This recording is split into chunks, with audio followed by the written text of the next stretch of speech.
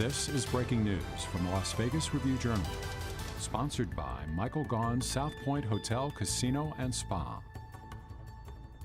But this week I felt like, Gardner gives us the best opportunity to move forward, and he has every opportunity to go out there and help us get to a win. How do you give him confidence? How do you give Gardner confidence at this point? Everybody around him. Starts with the staff, starts with myself, starts with belief, letting him know, man, go out there and let it go. Let it loose. And what we got to lose at this point, right?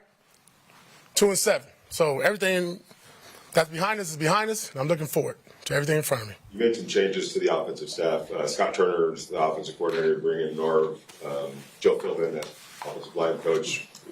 From the Turner's perspective, what changes can we expect to see? Are they going to be dramatic, subtle? I think we're all waiting to see that. We're going to see it out here in practice today. Obviously, I'm not going to make no promises, but just wanted to change, wanted to spark, wanted the different ideas. Bringing in Norv as somebody's been from the outside. Obviously, he's been watching our games. A lot of respect for Norv. He coached against me as a player. As I got into coaching, watching him from afar, and then obviously being with Scott the last couple of years. So getting some more ideas, some outside ideas, different perspectives, game planning, how to attack the weakest link, how to get our players in the best position to be successful. That's what I'm looking forward to. AP, you made that decision fairly quickly after the game. How much did it help you in terms of your game planning to make that so quickly? Huge. Yeah, huge. I wanted to get it over with. Once I made my decision, we was going to move on, get those two gentlemen in place, get everything that we need to do from HR standpoint and paperwork, and get them in the building and start working during our bye week. They give ourselves 10 days before, like we are today, to get ready for the Dolphins. How do you feel like the bye week went for the coaching staff and even the players that were away? Good. Needed it, man. I needed to take a good cold shower, cold bath, wash all that badness off that had took place over the 9 games, and I think our staff did the same. I know our players did, but they were still around the building, which is the best thing about it. Right? People might question our locker room, might question our culture, might question me, but you can't question our commitment. And we're committed to this bad boy and turning it around. So when they got in here Tuesday, that's what I felt. That's what they felt for me, and hopefully you feel it right now. Coach, thoughts on getting Michael Mayer back in practice and potentially playing going forward? Excited, man. It was good to see Big Mike back, man. He looked good, had a little tan, so I don't know where he was at, but he was hanging out, so somewhere good. But he looked good, man. He was in shape. He stayed out here this entire bye week working out. Getting himself back into football shape and around the team, around the building. And then obviously when we got together yesterday, man, everybody's excited. You heard a lot of knocking, but then it's just business as usual. That's what Mike's about, business. So do you expect it to be sort of a ramping up period? I thought you have that 3-week practice window before he officially has to come back. Do you think he might have to take some time to get ready? Good thing we had a bye week. That's a good ramp-up period there, too. And on another note, you mentioned Scott Turner, but you also promoted Joe Philbin to, interim offensive line coach. What do you expect from him? And then also, who's handling the fundamentals and technique, man? That's what I was looking for with our O-line, right? Pad level, eyes down, striking, physicality up front, getting off the rock, hand placement, where it's supposed to be.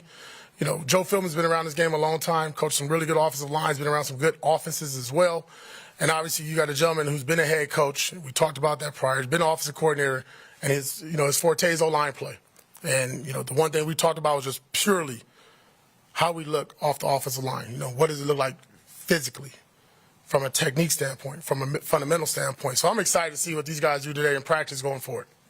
Have you decided who's taking over the quarterback room from a coaching standpoint? Scott would be there. Mm-hmm.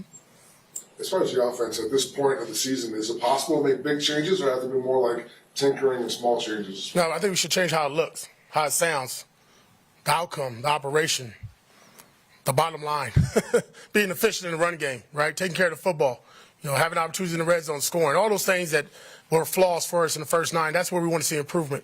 The key word for us going forward, especially this week, is improvement.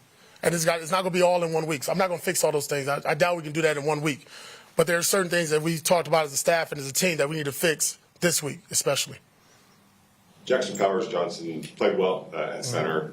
Is that moving forward? Do you feel like that's where you're going to stick with him at center? He'll be at center this week. Coach, what's the collaboration like with Scott on changing the look of the offense? Is it you just let him do his thing, or do you have a couple of key points you make to him that you want to see, executed or changed, or how's that go? I think with all our coordinators, I tell them exactly how I wanted to look, and they obviously come up with the game plan. But there are certain things that has to change. Our ability to run the football has to change. We have to run the football. We're one of the worst teams in football, if not the worst football running team in football. So that has to change. And I can talk about third down efficiency down in the red zone when we have opportunities. either by our special teams or defense to put the ball in the end zone. We want to see those things happen. So those are things that we worked on throughout the bye week, and we'll work on this week for Miami.